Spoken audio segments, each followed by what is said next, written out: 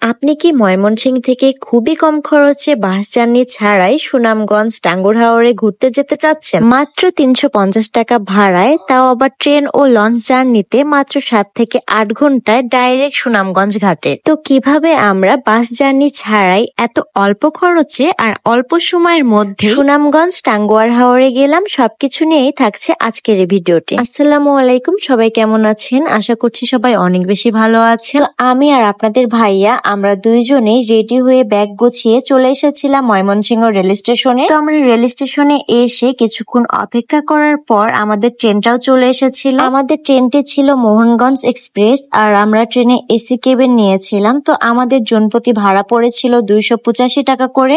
আপনারা যদি non AC cabin নেন তাহলে আপনাদের ভাড়া অনেকটাই কম লাগবে, সেক্ষেত্রে আপনাদের ১০০ টাকার মধ্যেই টিকিট হয়ে যাবে। আমাদের সবার ট্রেন জার্নিটা খুবই ভালো ছিল আর এই গরমের মধ্যে এসি কেবিনটাই আমার কাছে পারফেক্ট মনে হয়েছে। বসে থাকতে থাকতে আমার একটু কফি খেতে ইচ্ছা করছিল, তো অনেকক্ষণ অপেক্ষা করার পরও কফিওয়ালা আসছিল না। এই জন্য এখানে আতিক আমাকে একটি দই নিয়ে দিয়েছিল আর এই দইটা খেতে একদমই বাজে ছিল।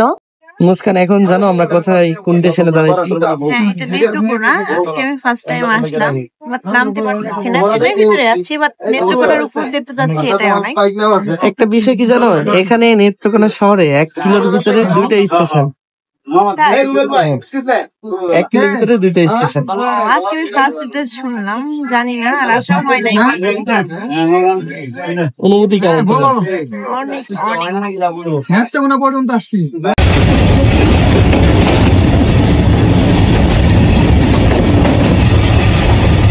বরাবরই ট্রেন জার্নিটা আমার কাছে খুবই ভালো লাগে। যারা যারা বাসে একদমই উঠতে পারেন না, বাসে জার্নি করতে পারেন না, বমি করেন, তাদের জন্য কিন্তু ট্রেন জার্নিটাই বেটার। যদিও বাসে আমারও একটু প্রবলেম হয়, কিন্তু এখন জার্নি করতে করতে আমার অভ্যাস হয়ে গিয়েছে। এই তো গল্প করতে করতে আমাদের ট্রেনটা এখন মোহনগঞ্জে চলে এসেছে। তো এখন আমরা সবাই নেমে কোনো একটা ভালো হোটেলে গিয়ে আমরা এখন রাতের ডিনারটা করে ফেলবো সবাই মিলে। রাতে সবাই মিলে খাওয়া দাওয়া করার জন্য আমরা একটা হোটেলে চলে এসেছিলাম, কিন্তু এইখানে এসে তো খাওয়ার দেখে আমার একদমই খাওয়ার রুচি উঠে গিয়েছে। আমি সাদা ভাতের সঙ্গে মুরগির মাংস নিয়েছিলাম আর মুরগির মাংসের তরকারির ভিতরে মরা মাছই ছিল।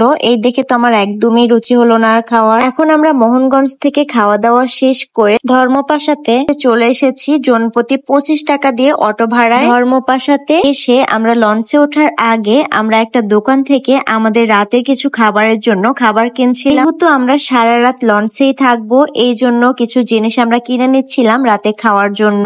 এই তো আমরা ঘাটে এসে লঞ্চে উঠে পড়েছি আলহামদুলিল্লাহ। আর আমাদের লঞ্চটি ছাড়ার সময় ছিল রাত